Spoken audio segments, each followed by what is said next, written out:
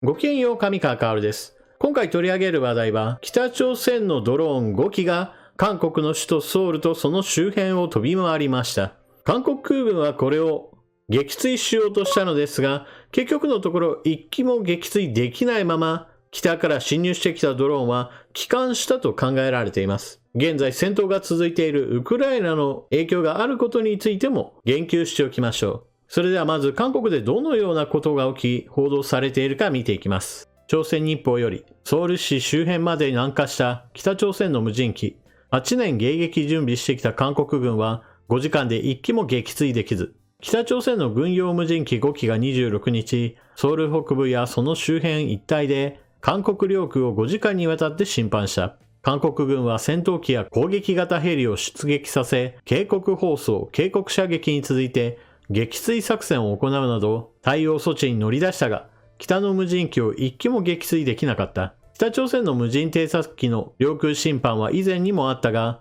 複数同時に軍事境界線を越えて韓国領空を引っかき回していくのは初めてだ。これによりインチョン空港及びキンポ空港で1時間近く航空機の離陸が停止され、合計およそ30便に遅延が生じたというのも前例がない。韓国軍はこの日、北朝鮮の無人機の撃墜に失敗しただけでなく、作戦に動員された空軍の KA-1 軽攻撃機1機が離陸後、近くの農耕地に墜落するなど、備えの脆さを露呈した。基地から離陸直後に墜落。パイロット2名は緊急脱出した。KA-1 は2005年に導入された軽攻撃機で、導入されてからの年数を考えると、墜落の原因は整備不良と見られています。韓国軍の合同参謀本部によると、全長4メートル以下の北朝鮮の小型無人機5機が26日午前10時25分頃、低軌道キンポ一帯で軍事境界線を越え韓国領空を侵犯した。このうち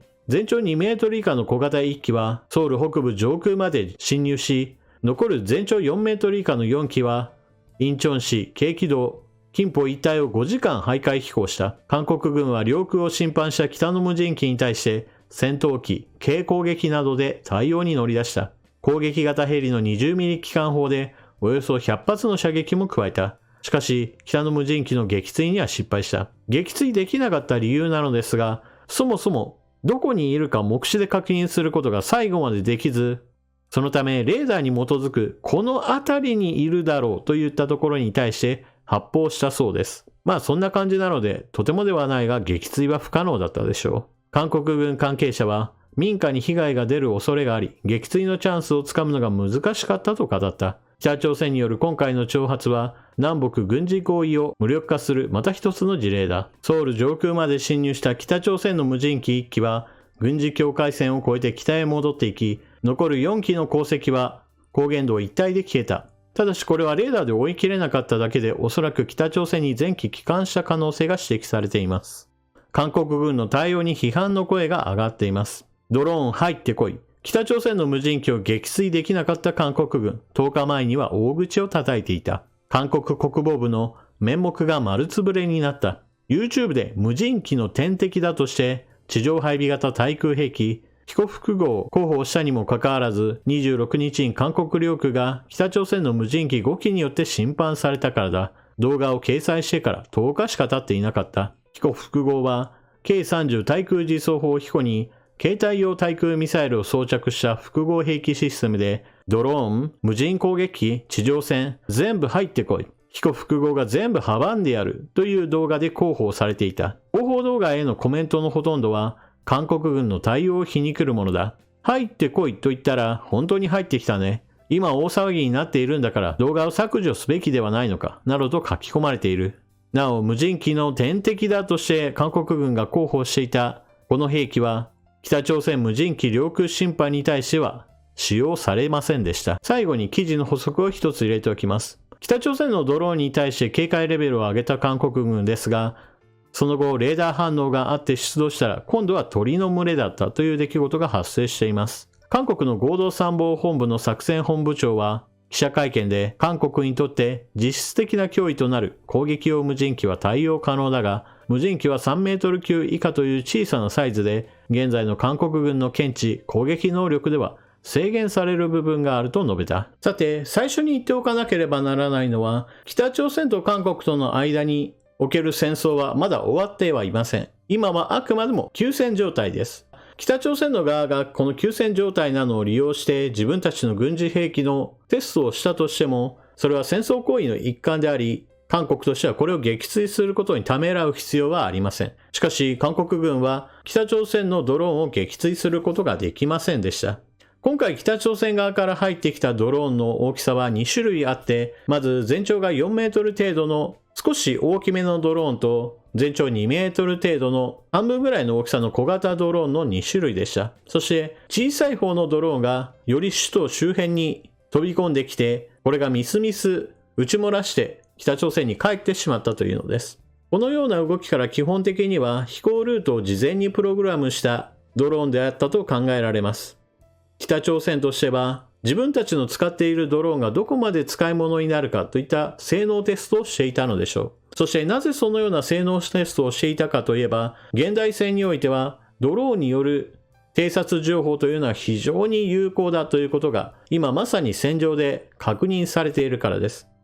ロシアによるウクライナ侵略によって私たちにも多くの映像がもたらされています。それらは大型、中型、小型、様々な大きさのドローンが戦場の様子を撮影し、その動画といったものが公開されているからです。顕著なのはドローンが観察した状態でミサイルや砲撃などを撃ち込んで敵軍を撃破する様子です。北朝鮮の場合だと韓国の首都ソウルをドローンで偵察することによって砲撃をすることが可能です。韓国の首都は軍事境界線からわずか40キロという非常に近い場所にありますから、北朝鮮から砲撃をすることが可能なのです。正確な場所をわからなくても大体の感覚で撃ち込んでも大きな被害は出ます。しかしドローンで観察しながらであれば、狙った場所を徹底的に叩き続けるといったことが可能になるわけです。というわけで今回の北朝鮮によるドローンの首都ソウルを偵察しているというのは現代戦に対応しようとした行動といったわけです。しかもこういった場合においてドローンは非常に小さいですから鳥の群れであるとか少し大型の鳥と区別がつきにくいそうです。今回使用されたドローンは北朝鮮が独自に作っているものかどうかはわかりません。ただ大きさ的に言えばイラン製のドローンと同じぐらいですからおそらく値段的には1000万円程度でできるものでしょう。部品については中国ルートから民生品を活用することによっておそらくは作ることができたのでしょう。そうしたわけで今回のドローン偵察というのは決して馬鹿にできる話ではありません。そもそも論として韓国の首都ソウルは北朝鮮の砲撃が可能なところにあって戦争が始まってしまえばいつでも火の海になってしまうようなところです。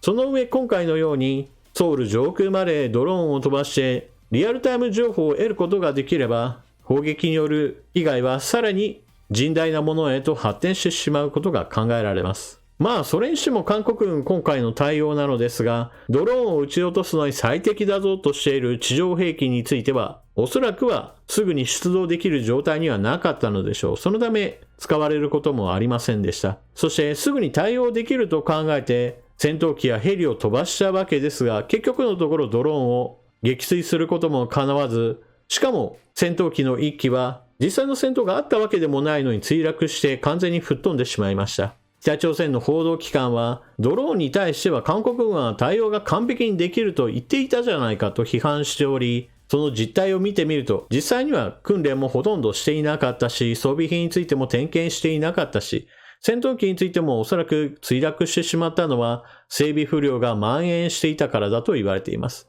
ちなみに先月においても韓国空軍で戦闘機が1機墜落しており、これもおそらくは整備不良が原因ではないかと言われています。繰り返しになりますが、韓国の首都ソウルは軍事境界線から40キロしか離れていません。ですから、さほど高性能でもないドローンであっても十分に侵入が可能な距離です。そうしたことを考えると、首都に対する守りは万全にするか、そもそもこのような場所に行政の中心機関を集中させて置き続けること、それ自体が非常に問題があると私は思います。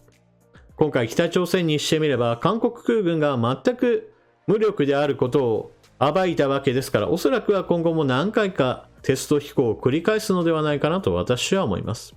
そして今回北朝鮮がこのようなことを行っているのは、ウクライナで起こっていることを自国の軍隊にもある程度適用しようと考えているのは明らかです。決して遠い戦場だからといって無視するのではなく、実際このような情報というのは世界中を駆け巡るものです。日本の場合だと相手国の間には海があって、この距離というものがあるからこそ、